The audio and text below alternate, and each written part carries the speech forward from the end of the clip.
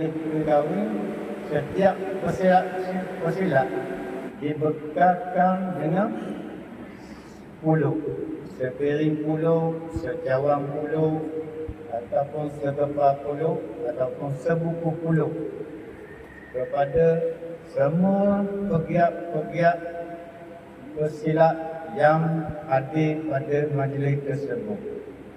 Itulah namanya silat puluh. Silat puluh ni kalau dikategorikan adalah silat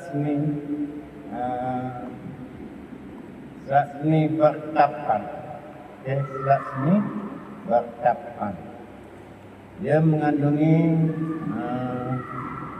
dia tak menyakitkan, tidak melajukan. Sebab apa? Sebab setiap gerak dan buah yang dibuat serangan ataupun balas serangan tersebut mengandungi unsur-unsur silaturahim, persahabatan.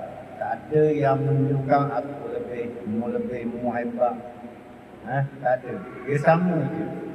Mana kita bermain macam ni, inilah silat puluh sebenarnya.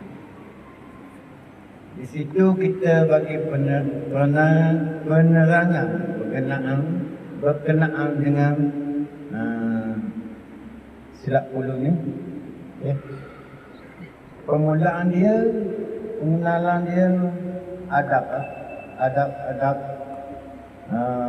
masuk gelanggang dan keluar gelanggang.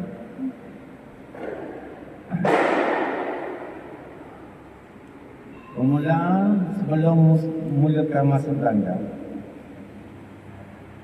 setiap pemain atau pesilat sebelum masuk gelanggang diwajibkan memberi hormat kepada gelanggang.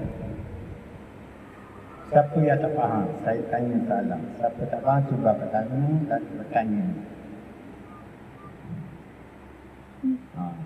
Masuk hormat gelanggang ni macam mana? Dia tanya bagi soalan. Ada? Faham tak? Itu faham tak?